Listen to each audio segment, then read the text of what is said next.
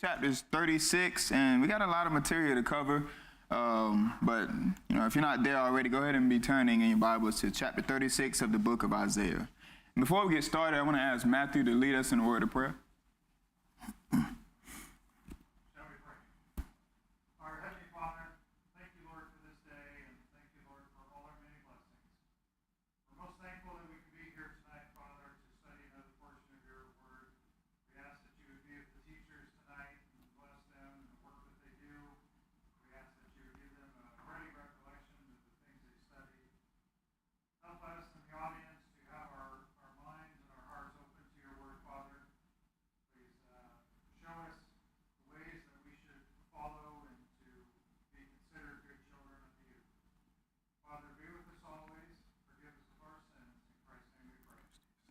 Amen. Thank you. So like I said, we're going to be in chapter 36 of the book of Isaiah. And before we actually get started, I just want to do a little bit of backdrop on a couple of things that, a couple of dates, I guess, for us to look at. And if you do have, I think when Oliver was teaching, he did pass out Lowell's paper that he kind of made a whole outline. This helps out a lot. So if you do have that, then you can really look at that and see kind of where we're at in that timeline. But you look at the period that we were pretty much talking about, I guess up until this point, that would have been a part of the divided kingdom. It would have lasted around 210 years, beginning with the death of Solomon in 931 BC and ending with the northern kingdom of Israel being taken into captivity by Assyria. And that would have been around 720 BC. Now I know in Lowell's notes here, or what is outlined, it says 722 BC. And there's different scholars that say it's 720 BC, 722 BC. So I'll kind of just sum it up and say around 720 BC. But so that would have been the time that the northern kingdom would have been carried into captivity by Assyria. And during this period, 12 kings would reign in Judah, while 19 kings reigned in Israel. And of course, even though Judah had a few faithful kings, both kingdoms would depart from the Lord. Because of her iniquity, Israel will be taken into captivity by the Assyrians. And what king of Assyria will ultimately do this? Well, Sargon II, around 720 BC, he'll be the one reigning here. And so I made a little kind of PowerPoint for us to consider concerning the kings of Assyria. The PowerPoint. Yeah. Yeah. The Dark Ages. I'll put it on now. But yeah, so I have and so when it does come up, it shows the kings of Assyria. It starts with Tiglath-Pileser III, and then after him, Shalmaneser V, Sargon II, and then finally Sennacherib, which is what we're going to be talking about in chapter 36. Oh, there we go. And so you really look at this, a lot of the verses, which would include Isaiah's part, we find it in 2 Kings, we find it in 1 Chronicles, and also in Isaiah. And so if you want to kind of reference this is kind of where we can look at concerning these things. And again, if you have the paper, it follows a lot of this, and it's just really helpful. But so again, this would be around 720 BC where we're going to start. The siege of Samaria would have started with Shalmaneser V. Now, if you read in 2 Kings, and before we read in Isaiah chapter 36, again, I do want to do a little bit of backdrop. So if you turn to 2 Kings chapter 17, we'll read there just really quickly. 2 Kings chapter 17, and we're going to begin in verse 3.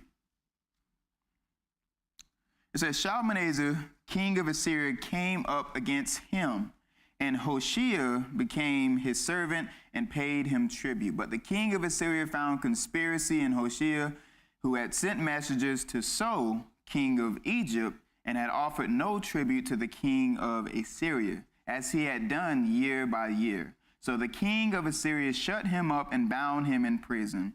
Verse 5, then the king of Assyria invaded the whole land and went up to Samaria and besieged it 3 years. Verse 6, in the 9th year of Hoshea, the king of Assyria captured Samaria and carried Israel away into exile to Assyria and settled them in Halah and Habor on the river of Gozan and the cities of the Medes.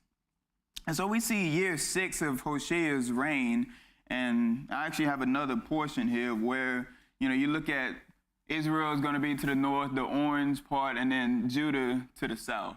But if you look at Hoshea's part there, year 6 of Hoshea's reign in Israel is when Shalmaneser would actually go to besiege the city. Now, again, around 720 is when Sargon II completed that siege after he would have assassinated Shalmaneser.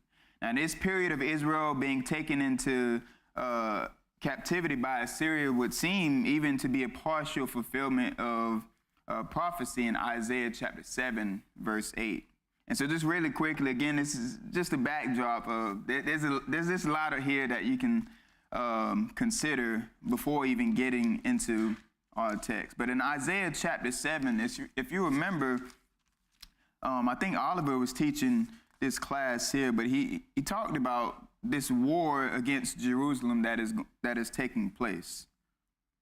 In verse 1, it says, now it came about in the days of Ahaz, the son of Jotham, the son of Uzziah, king of Judah, that Rezin, the king of Aram, and Pekah, the son of Remaliah, king of Israel, went up to Jerusalem to wage war against it, but could not conquer it. When it was reported to the house of David, saying, the Arameans have encamped in Ephraim, his heart and the hearts of his people shook as the trees of the forest shake with the wind. And then we get to verse 3. We see where Ahaz comes in picture here. Then the Lord said to Isaiah, go out now to meet Ahaz, you and your son Shear-Jashub, at the end of the conduit of the upper pool on the highway to the fuller's field. And say to him, take care and be calm. Have no fear and do not be faint-hearted because of these 2 stubs of smoldering firebrands on the account of the fierce anger of Rezin and Aram and the son of Remaliah. Because Aram with Ephraim and the son of Remaliah has planned evil against you. And so back in Isaiah chapter 7 and 8, we've seen that, and I think I have it up here as well, but yeah, so Pekah, the one here, he would have teamed up with Rezin to fight against Judah. And in 2 Chronicles chapter 28, we see that he slains like 120,000 from Judah. And so because of that, you kind of drop down to Ahaz, who would have been reigning in Judah at this time. Well, he's going to rely on Tiglath-Pileser III for help against Pekah and Rezin. And so you kind of see how this plays out. You kind of have a picture in your head of what is taking place here. But we'll see afterwards that Pekah, the king of Israel, will later be assassinated by Hoshea, and I have it up there as well. He would have assassinated Pekah, and now Hoshea, it gets to be about to where he is going to be the last king in Israel before they're actually taken away. And we find that in 2 Kings chapter 15, verse 30. And so again, you can continue to reference from this, just a little bit of backdrop before we actually getting into our text for today. But looking in Isaiah chapter 36, the story of Sennacherib and Hezekiah, it takes place not only in Isaiah chapter 36 through chapter 39, it also takes place in 2 Kings chapter 18, verse 20, 2 Chronicles chapter 29, all the way to chapter 32. So we're kind of going to be flipping back and forth to the different places of where we find this event. But we find that during the 6th year of Hezekiah is when there is a transfer of periods. Again, we talked about the divided kingdom, that up until this point, it's a part of this divided kingdom. You have Israel to the north and Judah to the south, but it won't be like that for long. Israel is going to be the first to go. And so Hezekiah, around this time, he would have became king around 727 BC. But I will say that it should be noted that scholars kind of differ over the fact of, did Hezekiah was Hezekiah co-regent while his father Ahaz was still reigning? And so there's a lot of difference, and scholars kind of think that, Hezekiah may have been co-regent with his father Ahaz. And so, yes, he came to power, or he came to reign around 727 BC, but it wasn't until 715 BC when he was actually sole supreme ruler for that. And so I just kind of want to put that out there. But if you look in 2 Chronicles chapter 29, verse 1 and 2, it says, Hezekiah became king when he was 25 years old, and he reigned 29 years in Jerusalem. And his mother's name was Abijah, the daughter of Zechariah. He did right in the sight of the Lord. Notice that, according to all that his father David had done. And so even when we reference just all the different kings here, Hezekiah's thing, it says, he was faithful. And 2 Chronicles actually lists a lot of the things that Hezekiah did right. And so you have no choice but to conclude that Hezekiah was a faithful and a righteous king. In chapter 31 of 2 Chronicles, in verse 21, it says, every work which he began in the service of the house of God in law and in commandment, seeking his God, he did with all his heart and prospered. And then in chapter 32 of 2 Chronicles, it says, after these acts of faithfulness, Sennacherib, king of Assyria, came and invaded Judah and besieged the fortified cities and thought to break into them for himself. Now, around 712 BC, is when Hezekiah became ill. It would have been around the time of the Assyrian invasion, but before the army was actually destroyed by God. So I just kind of want to put that out there as we even look in chapter 38 later on. I don't know if we have time for that. I know it's a lot of history to kind of cover there. But finally, looking in chapter 36, we pick up where Sennacherib is actually going to try to invade Judah. And so reading in verse 1, it says, now in the 14th year of King Hezekiah, Sennacherib, king of Assyria, came up against all the fortified cities of Judah and seized them. And the king of Assyria sent Rabshakeh from Lachish to Jerusalem to King Hezekiah with a large army. And he stood by the conduit of the upper pool on the highway of the fuller's field. And I think it was back in chapter 7 and 8 where we find that same place where Isaiah was sent to Hezekiah's father Ahaz to comfort Ahaz that Pekah was not going to take over Judah. And so Isaiah would have met Ahaz at the conduit of the upper pool. And so we find that there, and also looking in chapter 36, and the king of Assyria sent Rabshakeh from Lachish to Jerusalem to King Hezekiah with a large army. And where did he stand? And he stood by the conduit of the upper pool on the highway of the fuller's field. And so I just kind of thought that was interesting to point out there. But in verse 3, it says, then Eliakim, the son of Hilkiah, who was over the household, and Shebna the scribe, and Joe the son of Asaph, the recorder, came out to him. So at this point, we find that in response to Hezekiah's decision to stop tribute payments, well, Sennacherib arrives in Judah with this big army during the 14th reign of the year of the king of Hezekiah. So if you remember, who was it? Oh yeah. So Ahaz, he would have relied on Tiglath-Pileser III for help against Pekah and Rezin. And so what he does is start paying them tribute, essentially for protection. Now, it kind of rolls over to Hezekiah that, Hezekiah, he's paying the Assyrians for protection, but, Hezekiah is righteous, and he'll get to the point where he's going to rebel against Assyria. He's going to try to put his faith in God. And so as this rebellion would have taken place, well, now it gets to the point of where Sennacherib is going to, pretty much check Hezekiah. He's asking him, why have you stopped paying? And so pretty much as this happened, it's also pretty interesting to look at what Hezekiah does in this instance. After Sennacherib goes up to him and starts invading all these different places, if you look in 2 Kings chapter 18, again, we're going back and forth because this story is kind of like the gospel accounts. You know, you find a part of the story here, you find this part of the story here. But after this would have taken place, in 2 Kings chapter 18, beginning in verse 20, and I'll start in verse 19. Then Rabshakeh said to them, "Say now to Hezekiah, thus says the great king, the king of Assyria, what is this confidence that you have?" I don't know if I started in the right. Hezekiah, king of... Yes, no, actually 14. Verse 14, 2 Kings chapter 18, verse 14.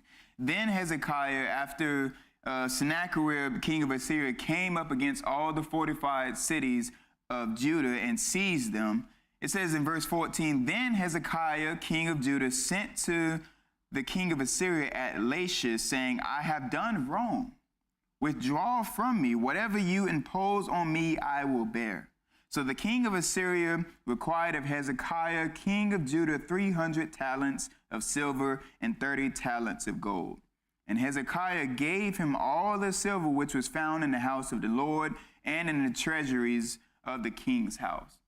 And so even when I read stuff like that, you know, I'm, in a way, it's kind of a comfort, but it's pretty interesting to see Hezekiah's response there.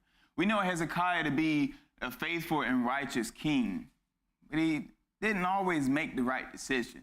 Even in this part, you know, before he actually goes and tries to put his trust in the Lord, you know, Sennacherib comes up to him and pretty much threatens him. And so he says, "Oh, I've done wrong. I'm going to continue to pay tribute. I'm sorry that I stopped paying you tribute."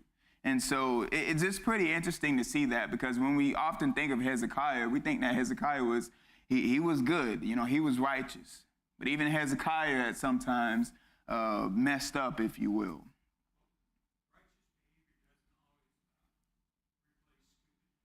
Yeah, yeah, you know, every now and then, you know, we do mess up. And so, you know, again, that's why I say it's kind of a comfort there. You know, some people probably put Hezekiah on a pedestal, but, you know, Hezekiah, just like Abraham, just like all these, you know, other people we can think of, you know, they were human. They messed up from time to time. So after this happens, Sennacherib doesn't stop, which is pretty interesting. Hezekiah has sent this tribute and, you know, pretty much says, "Look, I'm sorry, I messed up. Don't come closer and don't cause me harm." But that doesn't stop Sennacherib from trying to get them to fully surrender. He continues on after he has received this tribute. You can go back to Isaiah chapter 36. He sends his three of his commanders, if you will. And so we'll read, and I already read it in verse 2. "And the king of Assyria sent Rabshakeh from Lachish to Jerusalem to King Hezekiah with a large army, and he stood by the conduit of the upper pool on the highway of the fuller's field." Now, Isaiah chapter 36 points out that Rabshakeh was one that was sent. But if you look also in 2 Kings chapter 18, it will say not only Rabshakeh was sent, but also Rabsaris and Tardan. And so, you know, Sennacherib actually sends three of his top men, or top generals, if you will, to try to intimidate Hezekiah.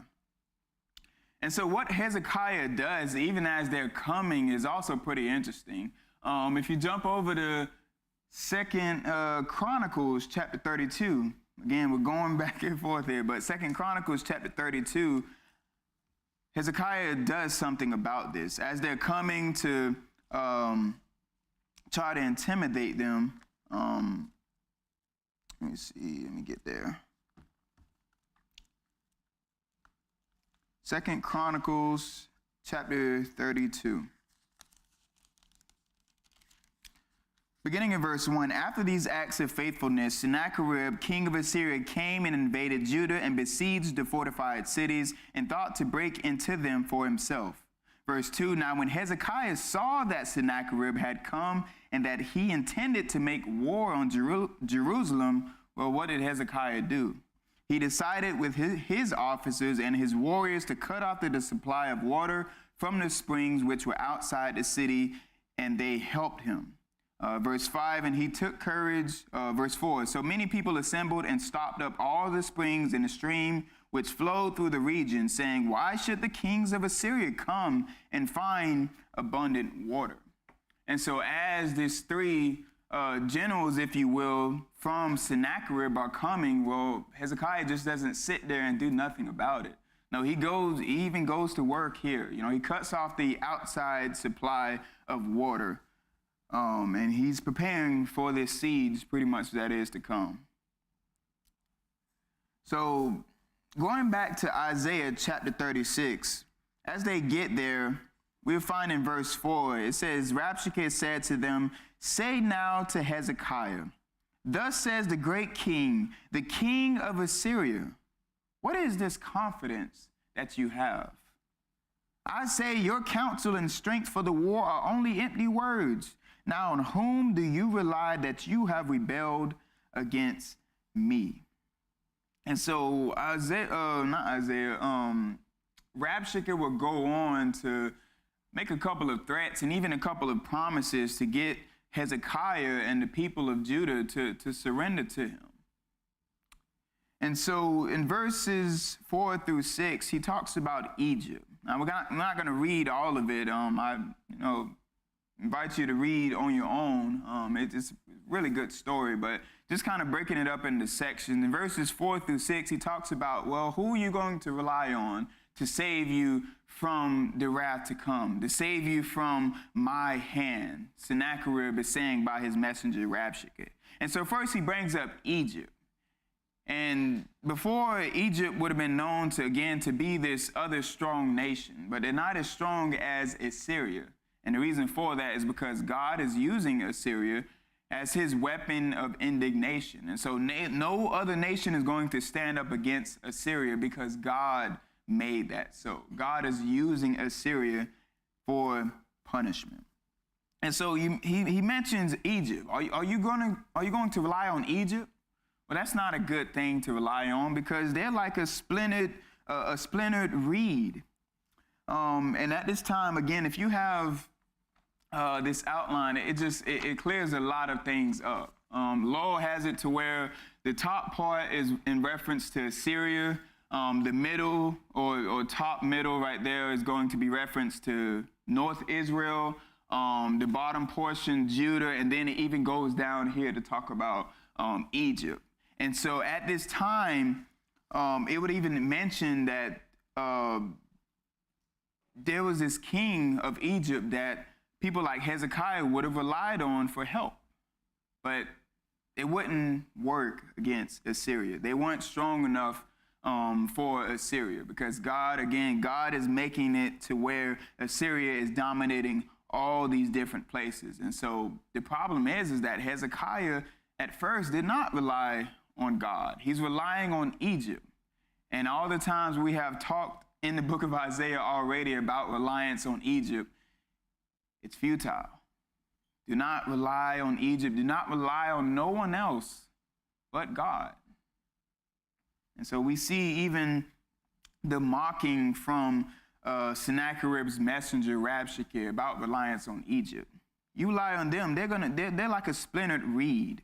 Tirhakah, I believe, is the pharaoh at this time. Tirhakah, when he came out to fight against Sennacherib, pretty much he was easily defeated, and he was no help to Hezekiah at this time. You find that in Isaiah chapter 37, verse 9.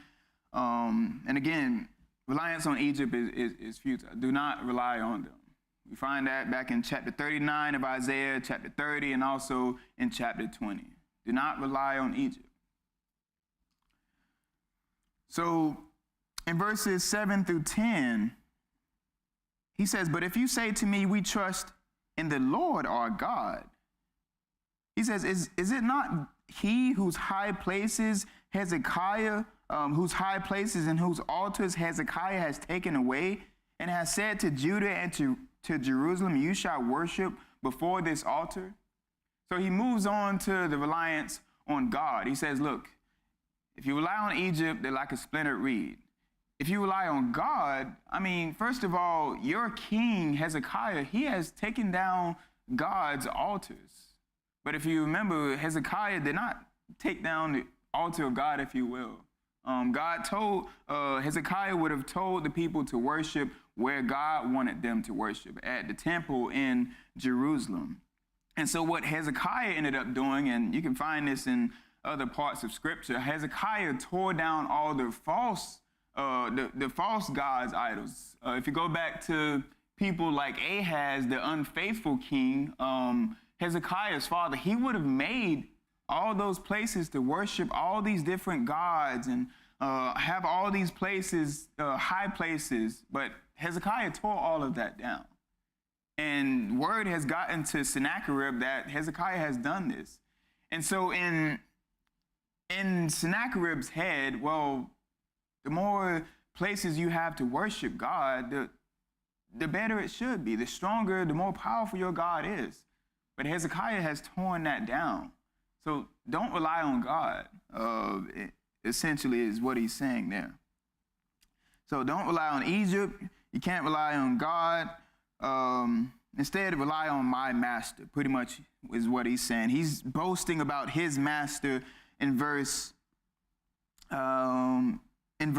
Now, therefore, come make a bargain with my master, the king of Assyria, and I will give you 2,000 horses if you are able on your part to set riders on them. Again, he's continuing this mocking about, my master is the great one. Your Egypt is not great. Your God is not great. My master, the king of Assyria, is the great one.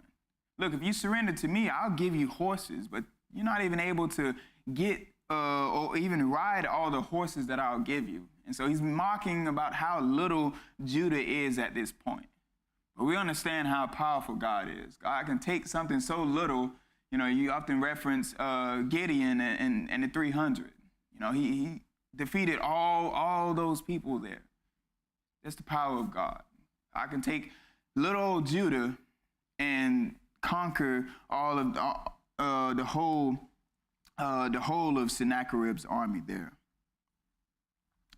But in verse 9, he continues on and says, how then can you oppose one official of the least of my master's servants and rely on Egypt for chariots and for horsemen? He's going back to Egypt and says, look, you're going to rely on Egypt again. They're not someone you should rely on. And so as all of this is taking place, he's even going on to say, have I now, in verse 10, have I now come up without the Lord's approval? He brings it back to God. Have I not come without the Lord's approval against this land to destroy it?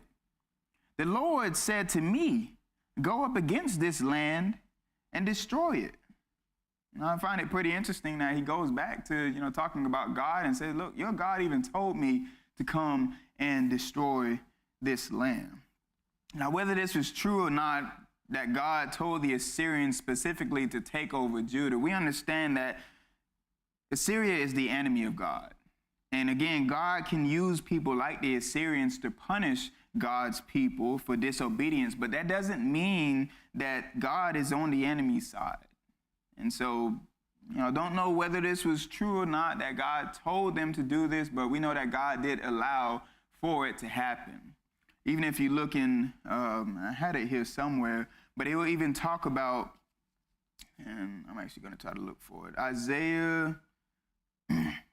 Yes, so Isaiah chapter 8 in verse 7 and 8 says, now therefore, behold, the Lord is about to bring on them the strong and abundant waters of the Euphrates, even the king of Assyria in all his glory, and it will rise up over all its channels and go over all its banks. And so God is even talking to Ahaz here through Isaiah, and he's telling them that Israel is going to be punished by the Assyrians. And not only that, but Judah, notice what he says concerning Judah in Isaiah chapter 8, verse 8. Then Assyria or it is in reference to Assyria, then it will sweep on into Judah. It will overflow and pass through. It will reach even to the neck. And so if you notice that, God is giving Assyria permission pretty much to do this, but not to fully overcome Judah. He says, yes, you're going to conquer all these lands even up until the neck, but you're not going to conquer the head.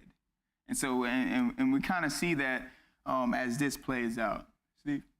Just to get the whole picture there, that's exactly what happened, because here's Jerusalem, Mm-hmm. all the cities around, Sennacherib was pretty well smashed. Yes, sir. And you can see Hezekiah's fear. I mean, everything's fallen before him. Everything around him now, here he is, making fun of Hezekiah. Mm-hmm. The only thing that's left is Jerusalem. That's right.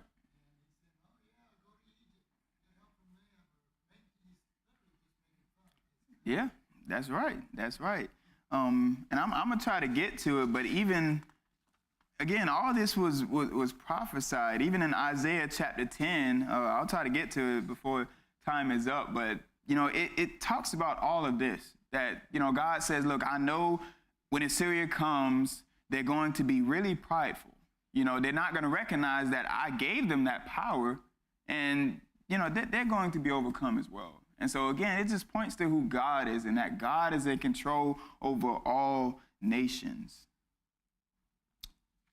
So continuing on in verse 11, then Eliakim and Shebna and Joah said to Rabshakeh, speak now to your servants in Aramaic, for we understand it, and do not speak with us in Judean in the hearing of the people who are on the wall. Now, concerning this, Rabshakeh is addressing the people instead of his message being directed to Hezekiah. Now, Aramaic was the trade language used by officials, and commoners were less likely to know it. And so that's why, Eliakim, Shebna, and Joah are saying, hey, speak to us in Aramaic. We understand it. We're officials. We understand, we know Aramaic, but, a lot of the commoners don't know it. But instead of Rabshakeh speaking in Aramaic, he's going to address the people. He's going to try to make them more fearful than they already are. And he's going to continue to speak in the Judean language. Verse 12, but Rabshakeh said, has my master sent me only to your master and to you to speak these words, and not to the man who sit on the wall doomed to eat their own dung and drink their own urine with you? And so you see, continuing on in verse 13, that he's going to address the people. So any questions or comments? I know it's a lot to try to cover, but any questions or comments up until this point? Again, he's been kind of directing his message to Hezekiah and to Eliakim and Shebna and the other one, but now he's going to address the people. Again, trying to shake them up to fully surrender, to even abandon the words of their king. Their king, Hezekiah, he would have told them in the other part of Scripture to be silent, to not answer Rabshakeh or the others. And they're doing a good job at it. Even as he's making all of these promises in verse 16, do not listen to Hezekiah, for thus says the king of Assyria, make your peace with me and come out to me and eat each of his vine and each of his fig tree and drink each of its waters of his own cistern. At this point, it would have sounded good because they're in this siege right now. All of these soldiers are surrounding them. There seems to be no hope. And so it sounds good to abandon Hezekiah and the others and just surrender. It sounds good. Beware that Hezekiah does not mislead you, saying, the Lord will deliver us. Has any one of the gods of the nations delivered his land from the hand of the king of Assyria? He's having he's bringing up this track record of all the people that he would have ended up conquering afterwards. And he says, look, who are you going to trust in? What makes you different from all the other people that I have conquered?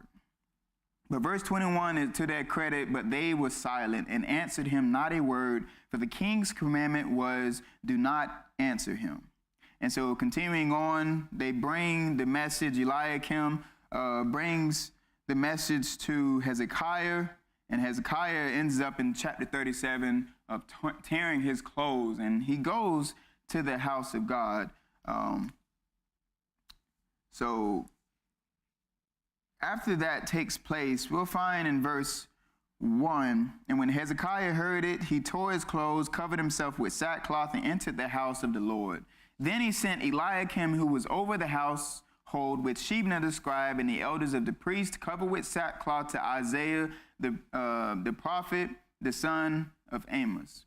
And so they bring it to Isaiah and saying, look, all of this is happening. What are we going to do? And so what Isaiah ends up doing is that God, through Isaiah, in verse 7, he encourages them to continue on. He encourages them that, this is not going to take place. I hear what Sennacherib is saying, and behold, it's not going to come to pass. So in verse 5, so the servants of King Hezekiah came to Isaiah, and Isaiah said to them, thus you shall say to your master, thus says the Lord, do not be afraid because of the words that you have heard, with which the servants of the king of Assyria have blasphemed me. Notice God has taken this person. He has blasphemed me. He has blasphemed my name. Behold, I will put a spirit in him so that he will hear a rumor and return to his own land, and I will make him fall by the sword in his own land. We'll stop there just really briefly. But so again, God through Isaiah encourages them. And concerning this rumor, whatever the rumor was, we don't know exactly what it is, but we do find that it will be fulfilled in verse 37 and 38. Whatever this rumor was, and there's, I've read a couple of things that it could have been, but we don't know exactly what it is. But it got to a point of where Sennacherib would have went home to Nineveh in his land, and he would have ended up being killed by his sons. Verse 37 and 38. So that is going to come to pass. So verses 8 through 13 is where you see he makes this last stand to make the people surrender, if you will. Again, he brings up this track record. Look, all these other people that we have conquered, they have not been saved. I conquered them. What is different about you all? Why are you rebelling? Where's your confidence at? And so that's pretty much what we find in verse 8 through 13. So Sennacherib, out of desperation, he would send messengers one last time for Hezekiah to surrender. And what does Hezekiah do after? Hezekiah seeks strength from the Lord and goes to the temple to pray. That is something pretty important, even for us to do today. Pray to God. Take your troubles to him. And I do want to read this prayer here we find in verse 14. Isaiah chapter 37 in verse 14. Then Hezekiah took the letter from the hand of the messengers and read it. And he went up to the house of the Lord and spread it out before the Lord. Hezekiah prayed to the Lord, saying, O Lord of hosts, the God of Israel, who is enthroned above the cherubim, you are the God, you alone of all the kingdoms of the earth, you have made heaven and earth. Incline your ear, O Lord, and hear. Open your eyes, O Lord, and see, and listen to all the words of Sennacherib, who sent them to reproach the living God. Truly, O Lord, the kings of Assyria have devastated all the countries and their lands, and have cast their gods into the fire, for they were not gods, but the work of man's hands, wood and stone, so they have destroyed them. Verse 20, now, O Lord our God, deliver us from his hand, that all the kingdoms of the earth may know that you alone, Lord, are God. I just think that's a beautiful prayer, and a beautiful and powerful prayer by Hezekiah. And I just kind of, even as I said, I thought back to Sean's lesson this past Sunday about the power of prayer. But again, it wasn't specifically in Hezekiah's words. The power came from God. And so God is going to save them. So after Hezekiah prays, God launches into a declaration of Sennacherib's offenses, which include blasphemy and the judgment he will incur as a result. And so in the next couple of verses, God explains 4 reasons of why he's going to punish Assyria. In Isaiah chapter 37 and verse 22, the first reason is that Assyria has mocked Israel. This is, again, kind of that idea of it makes it personal. God says, you have mocked my people. You have mocked Israel. Those are my people. Verse 22, this is the word that the Lord has spoken against him. She has despised you and mocked you, the virgin daughter of Zion. She has shaken her head behind you, the daughter of Jerusalem. And so the first reason why I'm going to punish you, Assyria, is that you have mocked Israel. The second is in verse 23. When Sennacherib mocked Israel, well, he was actually, of course, mocking their God. So that's the second reason. The third reason in verse 24, Assyria has even allowed its messengers to mock God. Verse 24, through your servants you have reproached the Lord. That's number 3 of why you're going to be punished, Assyria. And then finally in verse 4, we see that God takes care of this because of the boasting of Assyria. The king has made some big claims about Assyria's mighty power. Look at this in verse 24. And you have said, with my many chariots, I came up to the heights of the mountains, to the remotest parts of Lebanon, and I cut down its tall cedars and its choice cypresses, and I will go to its highest peak, its thickest forest. I dug wells and drank waters, and with the sole of my feet, I dried up all the rivers of Egypt. You see the boasting that happens there? I did this. No one else. I did this. Assyria, the king of Assyria, is saying. So we see those 4 reasons of why Assyria is going to be punished. And really continuing on after that in verse 26, God lets them know, have you not heard? I actually did this. I allowed this to happen is what he's going to say. Long ago, I did it. God says, from ancient times, I planned it. Now I have brought it to pass that you should turn fortified cities into ruinous heaps. God says, I did it. You didn't do it on your own. No, I allowed you to do it. The Syrians did not recognize this. They thought that, well, no, I did this all on my own. Something even for us to consider today. Are we boasting about the things that we have and what we have done? Or are we thanking God for allowing us to do those things? God says, I did it. I planned it. And because you're boasting, because of all these 4 reasons, you're going to be punished. In verse 28, but I know you're sitting down, and you're going out, and you're coming in, and you're raging against me. Because of your raging against me, and because your arrogance has come up to my ears, therefore I will put my hook in your nose and my bridle in your lips, and I will turn you back by the way which you came. Now, it's pretty funny as this is said, because in verse 29, this is what the Assyrians were known for when they carried off captives into captivity.